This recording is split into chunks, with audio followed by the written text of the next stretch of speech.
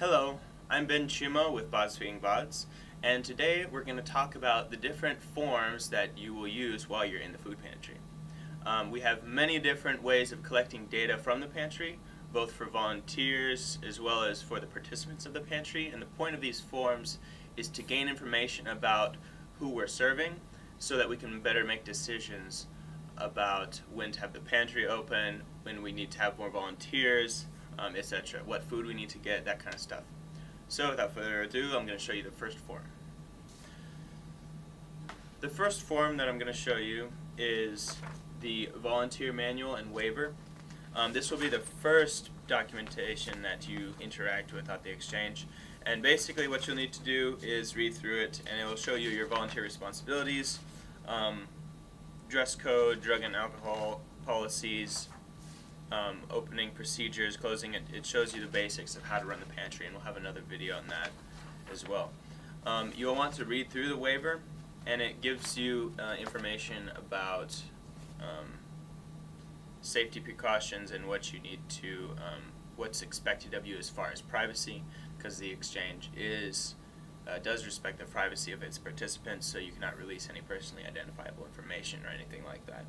We'll also need your name, phone number, email address, and emergency contacts. Once you're able to provide all of that information, you can become a full-fledged volunteer of the exchange. The next form we're going to cover is the Bods Feeding Bods application form. And this is probably the most important form that we have in the exchange because it is the form that you will give the participants on the first time they come to the exchange to collect information about them, to verify that they are a Washburn student, and to help us see who we're helping, and to give us more insight into the people that we are serving through the exchange. There's a few basic information forms on here. You'll want to put down their date of registration. They'll want to write their full name, their email, date of birth, WUID, information like that. As a volunteer, if you're not familiar with this form, I recommend that you read through it, and especially read through the terms and conditions on the back, because those outline some of the standards for interactions within the exchange. There are non-harassment clauses in there, and various other things like we're not liable for any injury or any sickness that might be caused by the food in the pantry, and so liability stuff and safety stuff is mentioned there as well. So as a volunteer, you should read that as well.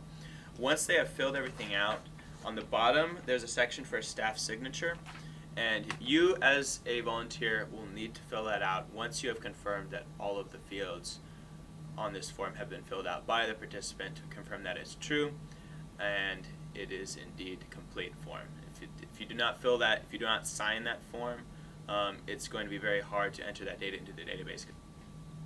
The next form we're going to talk about is the daily volunteer form. This form will be filled out over the course of the shift during the day. What it does, it collects the time in and time out of each volunteer, as well as the different participants and their WUIDs that came into the exchange. This form can also be used to give comments to the board.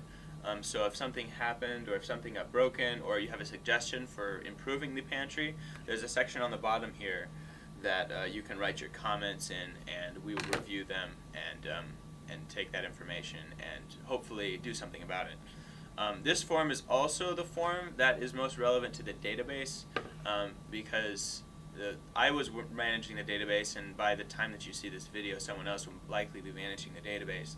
These forms make it easy to data entry into the database, because that will help log all of the volunteer hours and be able to see what days are the most busy for participants coming into it.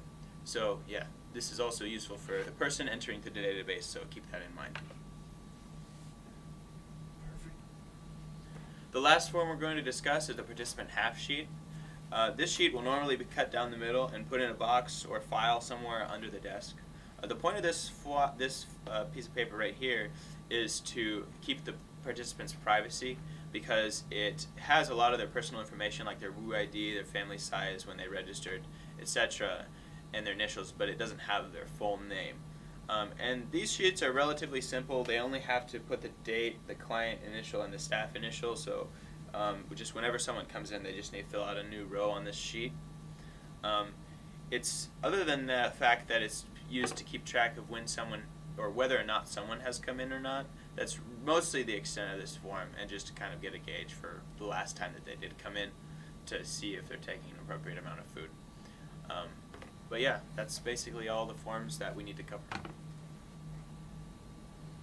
So hopefully now you understand a little bit better the different forms that we have in the exchange. I hope this video has been informative to all of you. Just remember to fill all of them out and to be honest on what you do, and just to be as helpful as you can while you're in the exchange. Thank you.